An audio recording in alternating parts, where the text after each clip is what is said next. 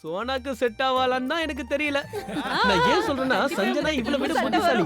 அவ எது சொன்னாலும் இவ ஒத்துக்கவே மாட்டா. அதனால அடிக்கடி சண்டை வரும்.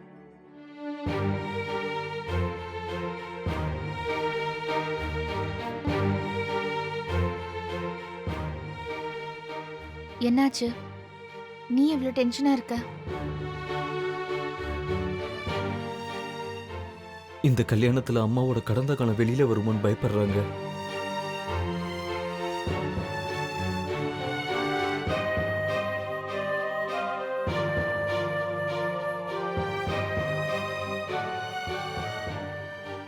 ஏம்பா ஒரு விஷயம் சொல்லவா? எனக்கு சஞ்சனா ரொம்ப பிடிச்சிருக்கு. எனக்கும் பிடிச்சிருக்கு. உண்மைய சொல்லணும்னா சுகானாவை விட சஞ்சனா ரொம்ப புத்திசாலி. அது என்னவோ உண்மைதான். அத்தை சரியா சொன்னாங்க. அதெல்லாம் சரிதான். ஆனா ராதா இந்த சம்பந்தத்தை நினைச்சு சந்தோஷப்படலையே. ராதாவா?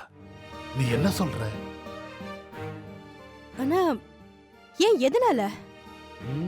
ராதாவுக்கு சஞ்சனாவை பிடிக்கலையா என்ன? தீபக்குக்கு சஞ்சனாவை விட ஒரு நல்ல பொண்ணு கிடைக்கிறது கஷ்டம். அது மட்டும் இல்ல, வாஜ்பாய்க்கு நம்ம குடும்பத்தை பத்தி எல்லா விஷயங்களும் தெரியும். பொண்ணு சுஹானா இங்க இருக்கா, அவர் நம்ம சம்பந்தி. இதுக்கப்புறமும் ராதாவுக்கு என்ன பிரச்சனை இருக்க போகுது? அதானே. வாமா உட்காரு. அப்பா, கடந்த காலத்தை நினைச்சு ராதா பயப்படுறா. கடந்த காலத்தை நினைச்சு ராதா பயப்படுறாளா? ராதாவுக்கு வாஜ்பாய் சம்பந்தியோ இல்ல சஞ்சனாவோ பிரச்சனை கிடையாது. அவளோட பயம் எல்லாம் ஒரே விஷயம்தான். மறுபடியும் அவ கடந்த காலத்தை கலரணுமாங்கிறது தான். என்ன இருந்தாலும் தீபக்கோட அப்பா யாருன்னு வாஜ்பாய் சம்பந்தி கிட்ட நாம சொல்லிதானே ஆகணும். கண்டிப்பா சொல்லிதான் ஆகணும். பொய்ய அடிப்படையா வச்சு எந்த உறவையும் உருவாக்க கூடாது. ஆனா அலோக், தீபக்கும் சஞ்சனாவும் ஒருத்தர் விரும்பும் போது நம்ம தீபக் சஞ்சனா கிட்ட எல்லா உண்மைகளையும் சொல்லியிருப்பான்ல.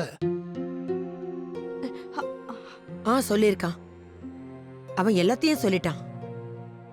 சஞ்சனா உண்மையெல்லாம் தெரிஞ்ச அப்புறமும் தீபக்க மனசார காதலிக்கிறா. ஆனா அவங்க அப்பா கிட்ட சொல்லணும்ல. கண்டிப்பா சுகானாவோட அப்பா கிட்ட எல்லா உண்மையும் சொல்லிதான் ஆகணும்ல. ஆனா இதெல்லாம் கேட்டதுக்கு அப்புறம் சம்பந்தி இதுக்கு ஒத்துக்குவாரா? இப்போ சம்பந்தி கல்யாணத்துக்கு ஒத்துக்கிறாரா இல்லையாங்கிறது முக்கியம் இல்ல. நடந்த விஷயங்களை ராதா கஷ்டப்பட்டு மறந்திருக்கா. இப்ப மறுபடியும் கடந்த கால விஷயங்கள் அவளுக்கு ஞாபகம் வந்தா அந்த வலிய அவளால நிச்சயமா தாங்க முடியாது.